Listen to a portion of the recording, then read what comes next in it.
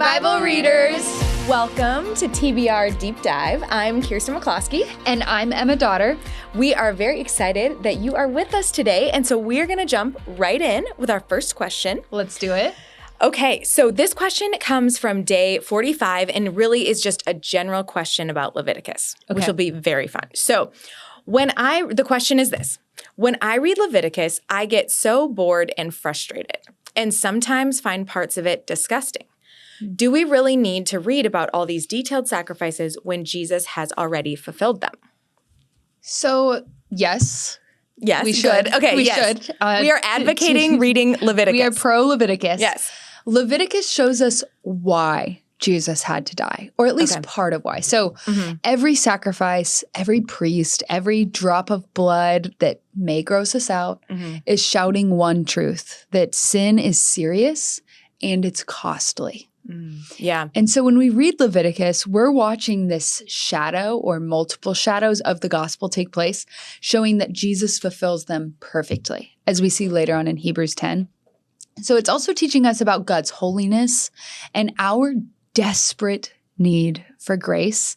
So Leviticus, it isn't trying to gross us out. In fact, if we were living back in that era, we wouldn't have been grossed out. Right. Like that was They very were so much normal. Closer to, well, even just like farm life. Yes. They're raising these animals. So yeah. All of our listeners out in Kansas, they can maybe relate a little bit more. But showing they're in us, a different context. Totally. They're in a different context, and it's showing us how radically set apart God is. And so from a human perspective, if holiness doesn't feel heavy or weighty, the cross won't feel necessary. Yeah. And I feel like when I was thinking about this question kind of along a similar line, I was going with if we understand the cost of sin, the weight of sin, then we have a greater appreciation for Jesus's sacrifice for us. And so on the flip side, if we don't have that understanding, if we're thinking of these kind of as just like a sacrifice that we're separated from, I think then it makes it, we kind of are like, why do we need to read about this? You know, but if we really are getting that this was costly, it was weighty, and Jesus fulfilled this for us so that we don't need to be taking part in a sacrificial system. He changed that. So I think it's really important when we're reading Leviticus to keep that mindset. So we see the practical and tangible cost of sin in this book. These were daily sacrifices that were offered to atone for sins, and then the yearly sacrifice of the Day of Atonement. And this was a reminder every day and a reminder every year that sin was a problem that needed a solution. That's right. Yeah, it really helps us see Jesus more clearly, that Jesus is the better sacrifice, the better high priest, the better atonement. Leviticus is like a dictionary that helps you understand everything Jesus fulfilled. Oh, that's like you so read cool. Leviticus and you're just getting a very detailed explanation as to what he fulfilled. And I think, too, we need to remember, and, we've talked about this in other episodes, and we'll keep talking about it because God is establishing this people, and he's saying to them, this is how you worship me. Like, this is what our relationship is like. And so I think that's just important to remember, too, with the context that there needed to be this understanding with the Israelites that God is holy, he is separate from us, and that there has to be this consequence for sin and disobedience because this is what God requires. Well, totally. And I love that you mentioned worship. I think Leviticus can grow gratitude and worship in us today because when we see how complex the old system was with all the sacrifices, the yearly rituals, the constant or seemingly constant uncleanliness, Jesus's once and for all sacrifice becomes rather breathtaking. Yeah. That what was repetitive and mundane and bloody is fully complete in one person through one act. Yes. And I think the more we understand that about Leviticus, the more our worship deepens. And for me personally, I love Leviticus, but I didn't always love Yeah. Leviticus. I mean, Yeah. I have been the person who's like, this book is boring. If you can't fall asleep at night, you should read it before bed because then you'll be able to snooze. But now, because I've done the work to one, pray and ask God to change my attitude toward his word, that I would want to good. study, Yeah. that I'd desire it. But then two, begun to dig deeper, like friends listening to this podcast, Yeah. it's come alive in a really yeah. sweet way that I can read Leviticus and I can read Hebrews and my heart gets excited Yeah. to see how incredible God's redemption plan really is. Mhm. So my encouragement, if you're Yeah. out there listening and you're like, goodness, I do not like reading Leviticus, Mhm. it's okay to be that honest, but pray, ask God to excite your heart for these books we're reading this year. Leviticus. Yeah. Numbers is actually a great book full of exciting stories. We're going to get to that in a little bit. Yeah. But press in when you're in these hard books like Leviticus. Yeah. I think that's so good. And kind of following up on that, we know that this is God's word. And so we want to respect God's word and we want to enjoy it and we want to give each and every word on these pages, whether it's in Leviticus, whether it's in Acts, anywhere in between. We want to recognize that this is the way that God has revealed himself to us and the way he's communicating with us, and that's really a precious thing. So I love your idea about praying to really enjoy it more and to see – I would say also a prayer – like kind of a prayer point that would maybe help is there is so much in the New Testament that becomes deeper and richer the more we understand the Old Testament. And so you've referenced Hebrews a couple times. When you understand what's going on in the Pentateuch and specifically Leviticus with the sacrificial system, the book of Hebrews makes so much more sense and is so much more deep. And so I think that can also kind of encourage our listeners where it's like, okay, yeah, it might feel like a slog because maybe this is your first time reading Leviticus. And it's definitely hard the first time reading it's through. a challenge. It's really a challenge. Or maybe it's your 10th time and you're still like, this is still really hard and I don't love it. That's really fine. found That's it totally fun. fine. When I was in my Bible school, there were a number of staff that loved the book of Leviticus. And I was always kind of like, I don't know about that. And I have to say now, I mean, it was even now, I don't love it the same way that they do, but I appreciate that it really speaks to people. And it has spoken to me too, you know, like it makes a difference. So I think, just keeping that at the forefront of our mind that this is God's word and he's given it to us as a gift and a blessing for our lives, I think will help a little bit. Totally. Yeah. You ready for the next one? Yeah. This question comes from day 45. It's really a general question about Leviticus. And the question is, why does God sometimes call for a male animal to be sacrificed and other times he calls for a female animal for sacrifice? I'm sure there's a reason behind it. Help. I love this question. Yeah. Help. Okay. So yes, there is a reason behind it. And there's kind of two different ways to look at the distinction between requiring a male versus a female animal. And so first would be the cost. So different animals and different genders varied in value. And so certain sacrifices were actually more expensive than others. And so, for instance, in Leviticus 4:3, the sacrifice required for the anointed priest was an unblemished male bull. And so this was a very costly sacrifice. It was expensive. It was expensive. Then we see later in the same chapter that if an ordinary Israelite sinned, they could bring a female goat or a lamb, which would have been less costly. So, and we see with the sacrifices that God even allows for those who were too poor to offer a lamb or a goat to offer turtle doves or pigeons. So in the way that God sets up the sacrificial system, he's accommodating the poor and he's making it easily accessible for them, even though they couldn't bring a lamb or a goat, which was more expensive, they could still bring something to sacrifice to the Lord.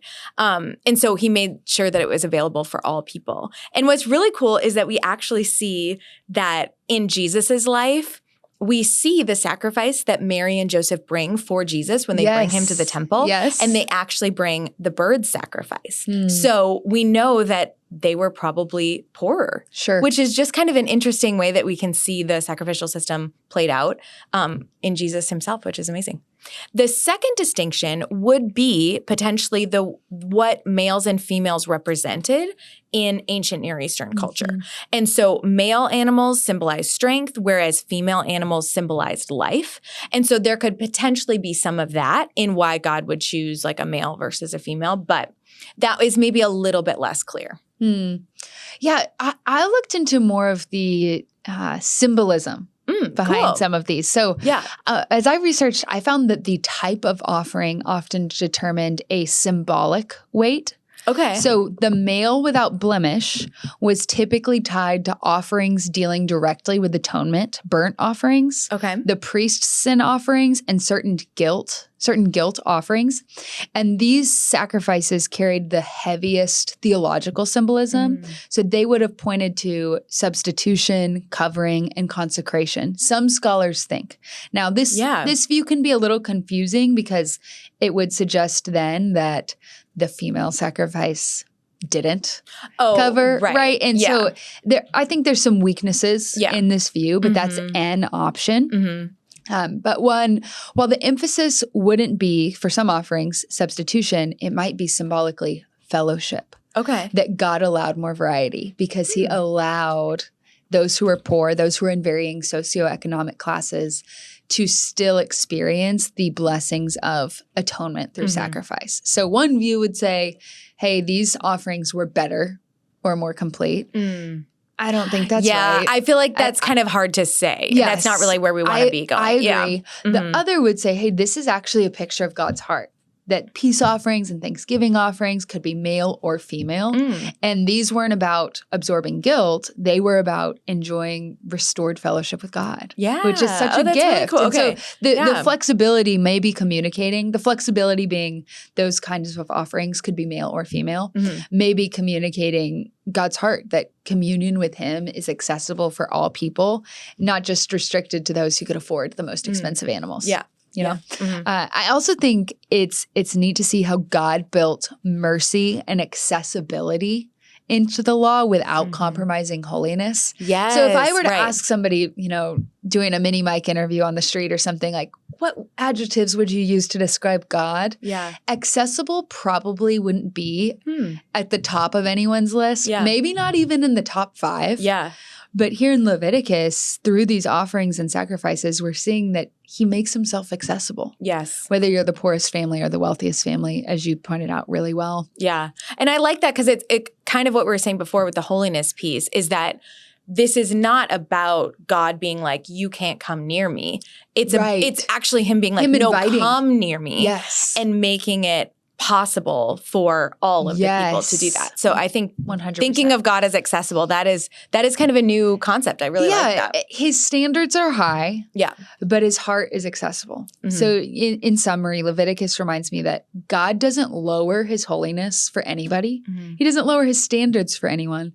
Yet he always makes a way for everyone who would choose to follow him, right? That's very cool. And the fact that he allowed different kinds of animals for different peoples shows me, as I am a daughter and am reading Leviticus, it reminds me that he sees my limitations. He sees the season I'm in, the resources I have, and still invites me near. Even when I don't feel like I have enough, even when I don't feel like I am enough. And so I don't have to perform, so to speak, at someone else's level to draw near to Jesus. And the same is true for you. The same is true for Tara Lee. Anyone, really, that we can draw near to Jesus with what we have today. That's really cool. I like that a lot. That's good. Okay, let's go on to our next question. Let's do it. So we have another more general Leviticus question from day 45. I'm loving these general questions. If you guys aren't loving Leviticus at the end of today's episode, we have failed at our jobs, is what's happened. No, we hope not, but we hope you like it more.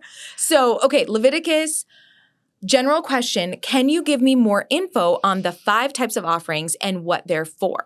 It's hard to keep track of it all. I understand. Yes. And I actually really appreciated researching this question because I think like kind of just learning the specifics of each of them is really interesting. Well, totally. Because as modern readers, we read about the different types of offerings. So you've got the burnt offering, the grain offering, the peace offering, and then sin and guilt offerings. We read about those, and if we're not being really intentional, they just kind of all seem the same. Right. Like, Totally. we're just like, oh yeah, they did offerings, they made sacrifices, Right. whatever, Right. and we move on. But they were really specific and intentional. So a brief overview of all of them. And then how about I'll focus on the first two. Okay. Does that work? Yep. So the burnt offering dealt with atonement and devotion. We see that in Leviticus 1. The grain offering expressed gratitude and dependence. The peace offering celebrated restored fellowship with God. And then the sin and guilt offerings both addressed specific failures or shortcomings and the need for cleansing. So each one was showing an angle, a different angle of what it means to live in covenant with a holy God. So what was the burnt offering? I'll start there. Yes, good. The burnt offering showed total surrender and that atonement was costly. So in the burnt offering, the whole animal was consumed on the altar. Nothing was held back. So that, just think 100% of the animal, it's sacrificed. That makes sense. It's offered, burnt. Yes. It's gone. Yes. And so this full consumption symbolized complete devotion and full total atonement for sin. Nothing was missing. Nothing was left unforgiven or untouched. It was covered. And it had to be a male without blemish, as we just talked about. Leviticus 1:3, which was reinforcing the costliness of substitution. Why? Because the male was more expensive, right? And so the smoke rising then from this burnt offering was a pleasant aroma, not because God enjoys the smell of burning meat, though we'd probably all say a steak smells pretty good, but because he delights in what the sacrifice represents. Sin covered, relationship restored, worship offered with the whole heart. Yeah, that's so cool. it wasn't Very just, hey, a barbecue smells nice. Right. It was about the symbolism behind it. Yeah. And so the burnt offering for me, if I'm going to take this really heady kind of cultural context and say, what does this mean for Emma's life following Jesus? Say, it reminds me that God wants all of me, not just a spiritual part, not just the parts I clean up. He sees everything and still says, I choose you 100%. And that delights his heart. So when I picture the sacrifice, I picture a life fully surrendered. And I think the challenge I'd give our listeners and that I kind of pose to myself is, where am I holding back when it comes to giving God my whole self? That's maybe a stretch of an application, but that's where the Spirit led me as I pondered this. That's cool. The second one is the grain offering, which showed gratitude, dependence, and daily devotion. So what was this grain offering about? Well, it wasn't solely about blood or atonement. It's a little different. It's different. It was about bringing your everyday work to God. So Israel would present fine flour or oil, frankincense, things that were part of their daily food provisions, really. If you were to say, I'm going to grab, some staples from my pantry, flour, olive oil, sugar, for us today, it was a way of saying everything I have comes from you. It was always seasoned with salt. Salt is something we'll see frequently mentioned throughout the Old Testament. It was a preservative. It made things taste better. Just when you see salt, just think, salt raised the bar just a little bit. It was a good thing. And it symbolized covenant faithfulness. These offerings never mixed with yeast or honey, which were a picture of corruption or decay, thinking about yeast in bread. It causes it to rise. There's a chemical reaction. Yeast itself is not bad, but these offerings, we didn't include the yeast. The yeast wasn't a part of it. So the grain offering is ordinary worship, devotion lived out in daily bread, daily obedience, and daily surrender. And I love the idea that this is the Israelites coming to God and just giving him what he already gave them. Yes. I feel like that just kind of hit me as you were talking about it, because I think really that is the posture that we all want to be living in, of recognizing that every good gift that we have is from God. Totally. And so anything that he would ask of us or anything that we would bring to him is just his anyways. And so I think that that's such a great reminder. And if they're doing this more kind of ordinarily, or this is about more of the daily interaction with the Lord, I think that's just really cool. It reminds me of why we pray before meals. Yes, that's what I was thinking. It's like what does it look like for me to worship in my ordinary day-to-day moments, like in my car driving to work or driving home from work? It's the daily rhythms. And it also, I think, is a good challenge to remember that worship isn't just about Sunday morning. Totally. Like worship is, it's been said that worship is our response to God for who he is and what he's done. And that's true on Sunday, but it should also be true all throughout the week. Yeah. And so I'm challenged to remember that the way I work, the way I speak, the way I take care of my house, the way I dress, all of it can be a sweet offering to God. Yeah, that's really good. I like that a lot. Okay, so peace offering is the next one. So this was a sacrifice of thanksgiving and fellowship, and it included a couple different mentions of offerings. So there's the thanksgiving offering, the free will offering, the vow offering, and the wave offerings. So you'll read about all of those in Leviticus 2, and they all fit in this category. And so this offering could be an unblemished animal from the herd or various kinds of grain and bread. And I think the cool thing about this was that this offering was meant to be shared together as a meal. And so unlike the burnt offering where we're seeing everything be burnt up and there's nothing left over, this was coming to celebrate with people, to fellowship with people. And I just think that that's such a fun way that God included that in the sacrificial system. And I feel like it could have lots of implications for the way that we live out Christian fellowship and hospitality. And I think it's very often that we get together as Christians over a meal. And I think that some of that comes from what we see in scriptures about the way that they were getting together. So I think that's really fun. Then we have the sin offering. And so this was mainly for unintentional sins, but it was also for defilement. So that's when someone was considered unclean. And it's important to note that someone being unclean doesn't mean that they sinned. That's an important distinction. They were just unclean. Yeah, so that's an important distinction that Leviticus makes and God makes in his law. But the reality is that this uncleanliness still needed to be dealt with. And so this sacrifice would be presented for that offering and for purification.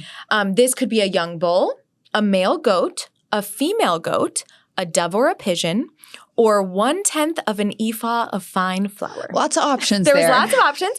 And this would, again, kind of like what we previously talked about, this would depend on the financial state of the person presenting the offering.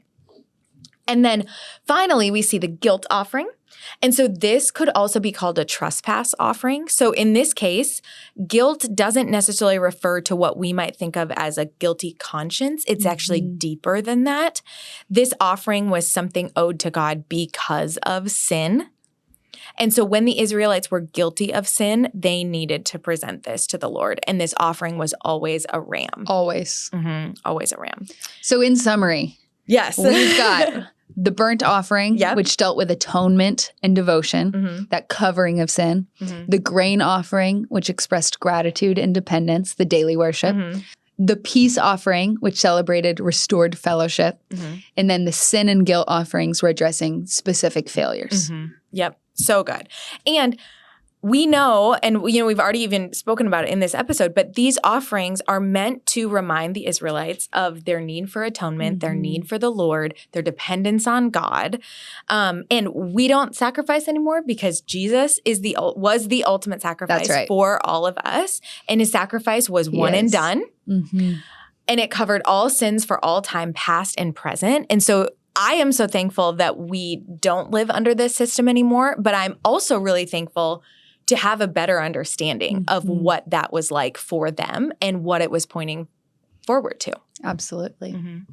You ready for the next question? This one comes from day 46, specifically from Leviticus 10:3, which says, "This is what the Lord has said. Among those who are near me, I will be sanctified, and before all the people, I will be glorified." So the question is, what does it mean that God will be sanctified? Isn't that what happens to us? Yes. I think that is probably oftentimes how we're thinking of that word. We're thinking of it kind of in the context of sanctification. Sanctification being the theological term that describes becoming more like Jesus. Or at least that's how the person asking this question is probably thinking about the process of becoming more holy, more like God. Yep. And so the phrase God will be sanctified in this verse can also be translated as I will be treated as holy. And another version, the NLT says I will display my holiness. And the NIV says I will be proved holy. So I think what's important there is that we think of sanctification, or we think of sanctified mainly as, again, what is happening to us in the process of becoming more like Christ, becoming more holy. But God is saying, I am holy. This is who I am. So God is not becoming holy. He is already fully holy, fully separate, fully unique, totally unlike us. It is his very nature. And so we want to be clear there. But what he's saying, and I think that translation, I will be treated as holy, is really helpful. Again, especially in the context of all we've just discussed in Leviticus, with the need for understanding God's holiness and what happens when we are not holy the way he is, like what sacrifice we need to bring, that sort of thing. Totally. I think this verse is sobering. But it also comforts us. So it can be sobering in that because God is holy, he cares how we worship. Yes. But it comforts us because Jesus is the perfect holy high priest who draws near for us and intercedes for us. Yeah.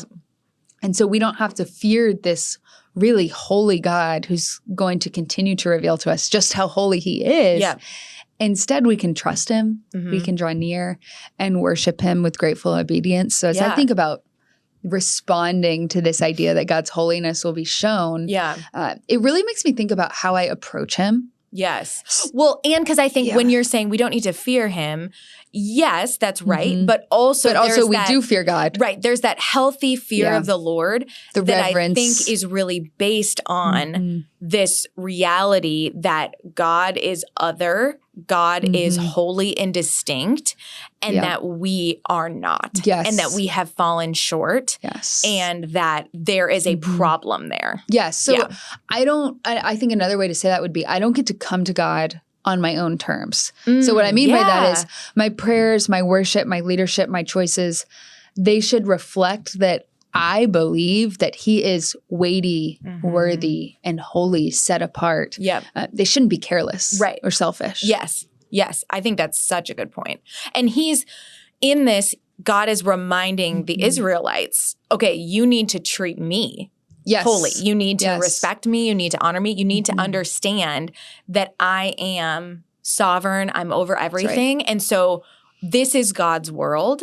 And as his creatures, we need to have that understanding of who God is. So, so I think this is, and you know, we're going to keep seeing this as we're going through the Old Testament, that the Israelites really needed not only a crash course in who God was and his holiness, but they need to constantly be reminded of it. And I think too in Leviticus, we're still really early in the story. Like Exodus didn't happen that long ago. You know, the freedom from Egypt, freedom from all these different gods. So they need to see God as holy and different than the gods of the Egyptians, which because they were supposed to be set apart. Right, which they would have really been, whether they were worshiping those gods or not. The reality is that that was the context that they were coming from. And God is saying, no, we're doing something totally different here. Yeah. Which is helpful because Israel's job, if you will, to speak casually, was to show the people around him what he was like. They were supposed to be different, follow all of these laws. Why? So that all these pagan nations would be like, oh, something's different about their God. Yes. Like, who is he? I want to know him.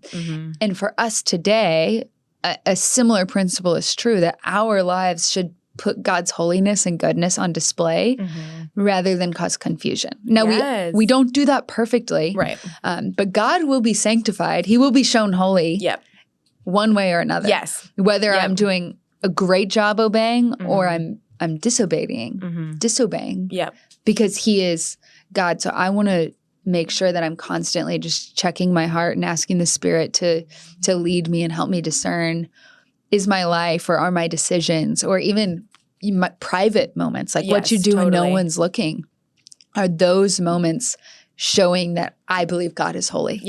that I believe that he's better than what the world has to offer. Yeah. And I think that's a great, just as you're saying that, I'm like, man, that is a prayer that I want to pray of just saying, God, help me in my life treat you as holy. Where am I totally missing that? Yeah. And that is, I think because we're meant to be a witness to that God is holy. And so I want to participate in that in my life. So I think that's really cool. It's good. Good. All right.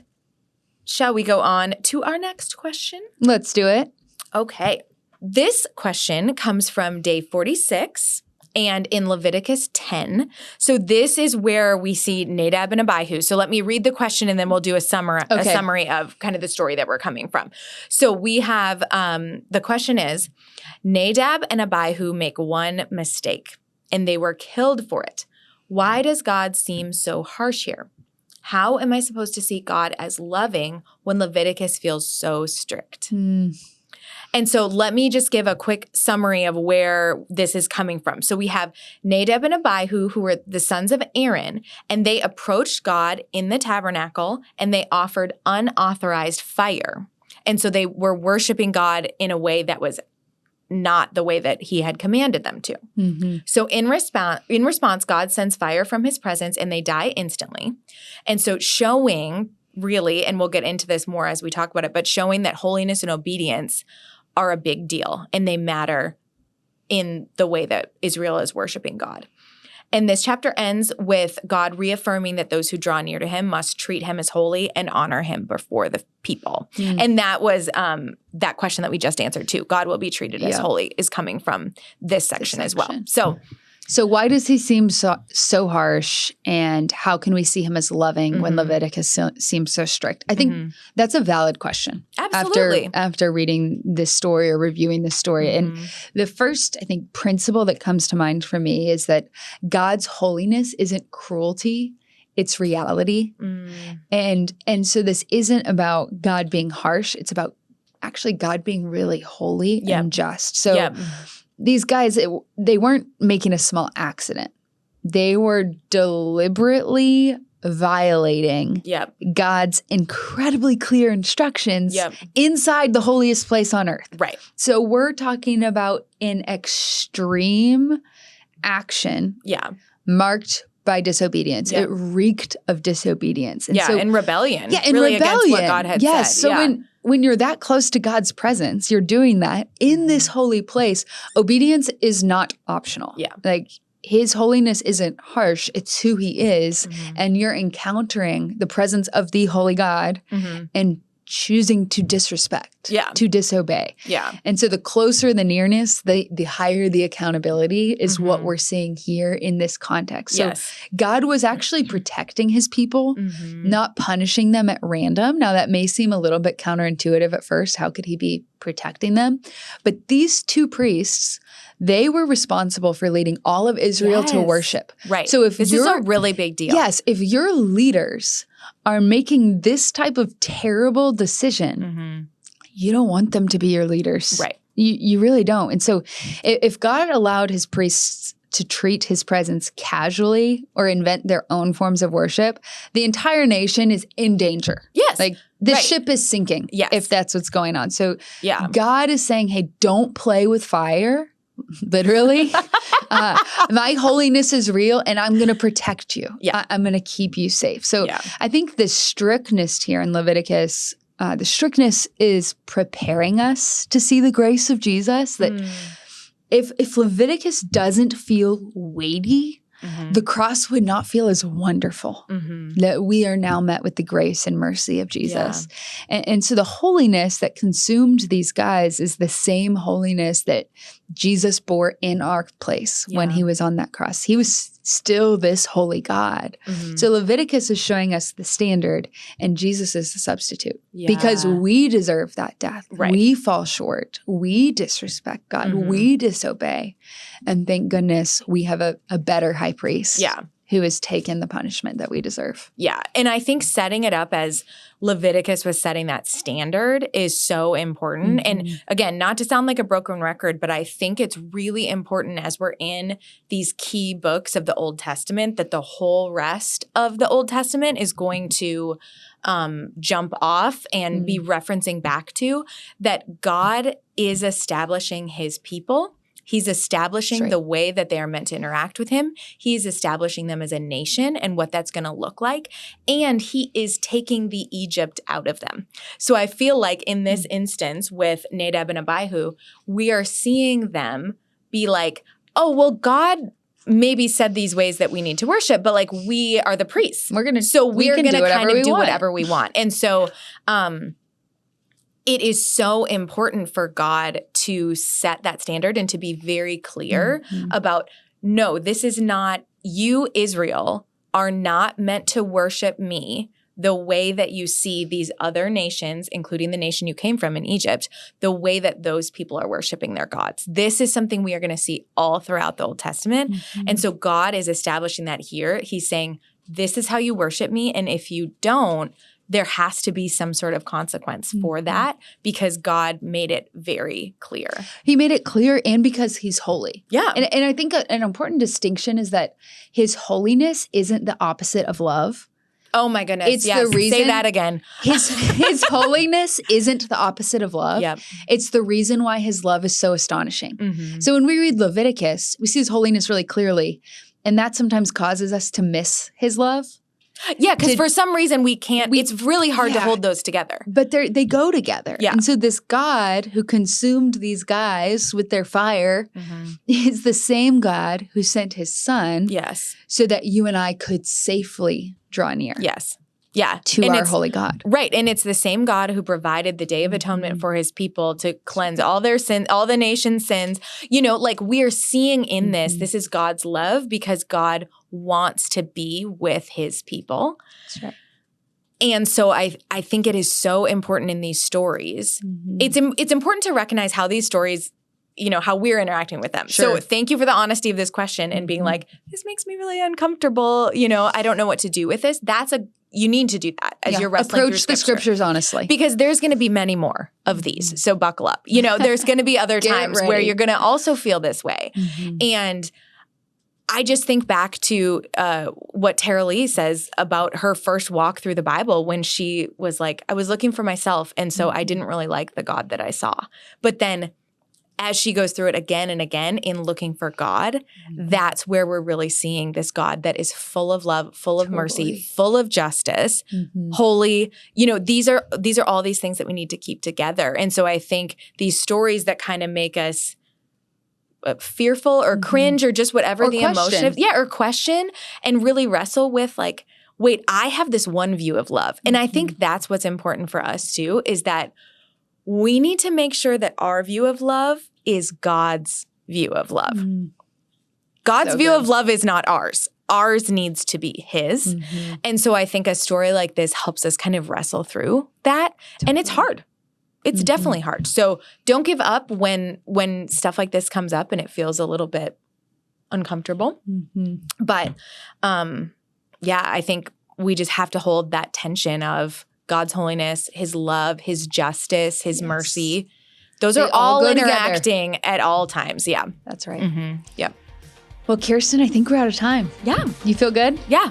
I feel great. Friends listening, thanks for taking a deep dive with us, and we'll see you next time as we continue to read, understand, and love the Bible and the God who wrote it.